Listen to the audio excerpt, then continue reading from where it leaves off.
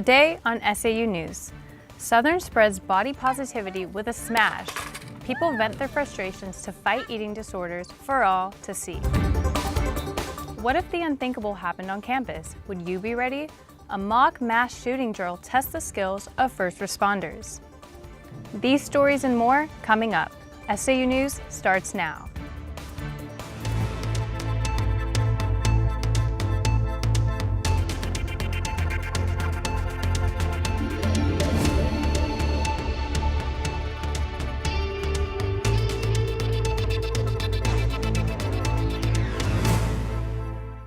Welcome to SAU News. I'm Hannah Devonzo.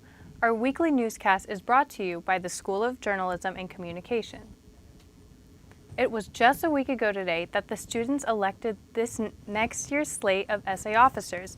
President-elect Cheryl Cambuni joins us in the studio, along with my co-anchor Jake Fisher. Cheryl, thank you so much for being here. Thank you for having me. So, you defeated your opponent, Luis Moreno, with nearly 80% of the vote. Did that surprise you? It really did. It showed how many people came out to vote and how many people supported what I was going for, and it was really surprising. So what do you think created that really large margin? I can't really pinpoint one thing, I would say, throughout the whole campaign, because each of us put a significant amount of effort into our campaigns. But maybe the speech, maybe whatever I did, I just poured my all into it. Yeah. And mental health was one of the issues you stressed in your speech. How are you going to incorporate this in your presidency? Yes, so I'm planning on working with the counseling department and Christian services, and we're going to put out events for students, bringing in speakers to come talk about mental health. I'm doing group therapy sessions, which is just a way of equipping students with the tools that they need to realize when they're not coping and to get help. Okay. Yeah. So other than mental health, which is important, what other changes are you excited about to be bringing to Southern next year? So we're going to look at cultural credit, which is a thing that students have had Yes. a problem with in the past, and also funding for smaller clubs on campus. Oh, okay, yeah. And if someone is listening and they decide they want to be a part of your team, how can they go about this? Well, we're just about to start interviews for other positions in SA for next year. So if they see something that interests them, then they should definitely apply. Or you can reach out to me on my Southern email or on social media. Now we saw in the accent today that Gail Jones Murphy, the university's first woman and black SA president in the year 1974, wrote you a personal note of congratulations. How did that make you feel? I was really surprised and excited because she's one of the people who I've looked up to growing up, and to see that that she had something to say about it. Also somebody who's been through this journey, so it was really inspiring to see that. And from all of us here at SAU News, we want to wish you congratulations. Thank you. And once again, Cheryl, thank you so much for taking your time to be with us today. Thank you. A recent study showed that Southern is the most diverse university in the southeastern United States. In our question of the day, we decided to ask students how the university's high degree of diversity has influenced their college experience. I feel like it greatly impacts an organization and the campus because you're able to learn about different cultures, and each culture is able to share something about them that maybe we wouldn't know. I would say that since I'm also a person of color, I guess you can say, I've been able to find more people who have the same background as me, so people who can relate to me and problems that I've had before. It's just made me see that there's different types of people out there, and that means there's different ideas you can share and you can communicate in different ways. I wouldn't say it has affected my educational system, but it has affected the way I see the culture around me. So many different cultures coming around, but that we're able to mix in and just have a good time with friends. And me feel more comfortable knowing that I'm at a school where everyone's accepted for who they are, no matter what their background is. My friend group is so diverse, and everyone brings a different character and enjoyment to the group that we each balance out each other, and it's just been really fun, and I really enjoy going to Southern because of it. To get a taste of Southern's diversity, make sure to attend the BCU night this Saturday in honor of Black History Month. Southern held its 14th annual cardboard boat race Saturday night. The event took place in the Isles PE Center and the Coolidge Pool. Once again, students had the opportunity to use their creative skills to build boats out of cardboard and duct tape. Contestants had an hour to complete the task and get ready to race their boats across the pool. A total of 12 teams competed, hoping to win the $200 grand prize. You may not realize it, but eating disorders is a common problem on college campuses. The university's counseling center is raising awareness about the problem. SAU News reporter Nick Cox joins us in the studio. Hey, thanks for having me. Thank you for being here. So Nick, what was the Southern Smash? Well, as you may know, it is National Eating Disorder Awareness Week. And from the students I talked with, they felt liberated after swinging their sledgehammers in the Southern Smash. University counselors set up a booth with information about eating disorders. It included weight scales where people wrote motivational quotes to remind them about mental health. Counselor and program outreach leader Tiffany Bartell directed the smash. She says numbers and weights do not define who we are. It's not a measure of worth or value. So what we're hoping is by having this event, it starts conversations about having positive body image, resourcing if you need help, having healthy ideas about ourselves, about food. We don't imagine that we're going to fix everything with one event on one day, but we do hope that it starts that conversation on campus. Out here in the Thatcher parking lot, things got a lot more interesting. But for safety, you had to keep your distance. One, smash it. Woo! Yeah, you got it again. Smash it. Woo! Smash it. Woo! Woo! One by one, students grabbed a sledgehammer and destroyed 10 bathroom skills, the same ones that had been labeled previously. But before each destructive act, a counselor briefly spoke with each person about eating disorder awareness. The event was a lot of fun. Tiffany Bartell reminded me that some eating disorders are deadly. What if someone watching this right now is struggling with an eating disorder? Where can they go to get help? If there is an emergency, call 911. University counseling is also available on Linwood's 3rd floor. And thank you for being here and for your time. Appreciate it. Thank you. As this semester ends, we'll say goodbye to a beloved professor in the School of Visual Art and Design. After 20 years of teaching here at Southern, Professor David George will resign from his multiple teaching positions. During his time here, George has taught many different classes in Brock, including film business and management, sound design, and lighting in the Art Annex building.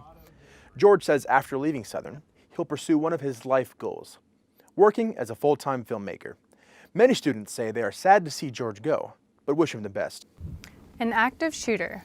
What if we really did have an emergency on campus? Would we be ready? The university's Board of Trustees got the answers as they witnessed Southern's latest mock disaster drill. Brenda Ramos takes us there. This is all a part of an emergency drill simulation that was presented to the university's Board of Trustees. Every semester, the schools of nursing, journalism and communication, and social work take part in the drill. Administration and campus safety are also involved in this drill. The drill is presented to the board, and the actors are students from our campus.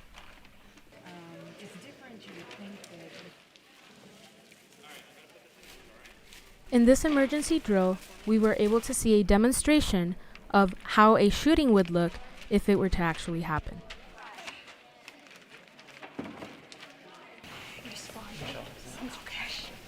We also heard from a few of the participants in the drill. We just did a dramatization for an emergency preparedness simulation for the board of Southern Adventist University, and the students all played their part very well, and so we're really proud of them. They did a good job. I was the incident command for the medical team, and what we walked into was a mock school shooting, and we had to triage the people, see who needed help first, and then we went after that and then pulled out as many people as we could, as fast as we could, in a safe manner, and then we had a unit here triaging them and getting them ready for an ambulance to come by, and we just went through that as fast as we could, try to get them all out. And how'd it go? I think it went pretty well. Yeah. Students will usually be paired with the position that matches best with their major. On SAU News, I am Brenda Ramos. Communicate with the School of Social Work if you'd like to participate as an actor in the drill. Appleton Pike drivers can expect more travel delays as maintenance continues on the Norfolk Southern Railway next to campus. In recent weeks, commuters and staff have noticed stacks of new railroad ties along the tracks parallel to Appleton Pike. The new beams will replace old ties that were being removed from track all the way from Appleton to Ooltewah. Norfolk Southern replaces railroad ties every few years. Local residents have already faced at least one entire day when the Appleton Pike crossing was closed for repairs. The railroad says the work should continue through the end of February. If you're looking for that first job or internship, Meet the Firms is the place to be. SAU News reporter Hannah Moyer reports more than 60 companies came to campus this week looking for new recruits at Southern's biannual job fair. Many students went to Isles Gym for Meet the Firms. Meet the Firms gives them a chance to talk to professionals and make connections that could possibly land them a job. Junior marketing major Aisling Griffin came prepared looking for an internship. I'm really interested in working for ADRA. I think that would be some really fun work. Or maybe Benchmark. Students stopped to check the map at the front of the gym for where booths were located. They then decided who they were going to visit and created a route. Recruiters were giving away pins and different brochures for the students to look through before applying. Angie Elizondo, a sophomore nursing major, first came for cultural credits, but after seeing multiple booths, Elizondo was happy that she came. Because that actually made me realize that I need to start looking to the future on what I want to do with my career. As you can see behind me, we have plenty of people coming out to Meet the Firms. They're walking to different booths with portfolio in hand in hopes to talk to potential employers. Meet the Firms gives that opportunity for networking within your field. There are even some teachers that require their students to go. For SAU News, I'm Hannah Moyer. Many students say they got their first job straight out of college thanks to a contact made at Meet the Firms. The next job fair will be in October of next year. 4 years after administration broke ground for the new Beat Center of Student Life, administration say they are planning on a grand opening 1 year from now in March of 2021. Construction plans are still on track to end at the end of 2020, but it will take a few more months before students can move in. The delay comes from excessive rain and a foundation mistake that set back the construction process. In addition, the City of Collegedale requires all buildings to have a landscaping plan before an occupancy permit is granted. This includes completing all sidewalks and lighting around the building before it is opened.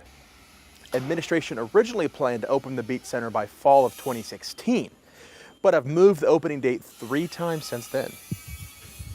Writing papers can be difficult if it's not your strong suit. SAU News reporter Katie Castillo shows us research rescue team that's helpful in lots of students in McKee Library. Having a hard time finding and evaluating sources or trying to figure out what to do with the material you've already collected, you might want to stop by the McKee Library. The staff is committed to making information more available, and they can also help you find relevant material. Research Service Librarian Jessica Spear says she enjoys working with students and helping them become successful in their research. It's always worth the time to come and ask for help. We're here, we're trained, we do this all the time, so just having somebody else sit down with you, brainstorming and working together can really make a difference. During the fall semester of 2019, 384 students made appointments here to meet with a research coach. Sometimes writing papers is a very difficult thing. We have a lot of rules and standards, and so I think talking to them makes it easier because yes, we do worry about our grade and we want to get a high grade, but we also want to be able to express ourselves as best as we can on our papers. If you're interested in meeting with a research coach or a writing tutor, make an appointment online through the library website. While walk-ins are welcome, appointments are highly recommended. For SAU News, this is Katie Castillo. If you're an online student, librarians can also help you. Just connect with them on the library's website. As Black History Month comes to a close, this weekend's BC Unite is one of the most highly expected events on campus. Members of the Black Christian Union STEP team are working hard trying to perfect their routine for BC Unite.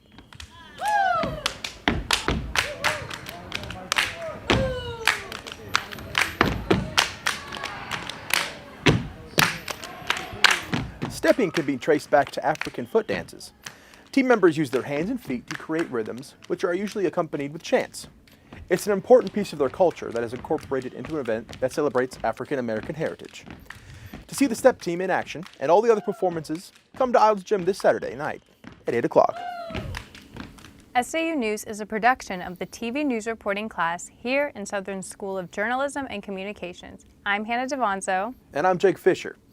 Have a newsworthy story? Head over to our Instagram and send us a message. Thanks for watching. We'll be back next week with more news.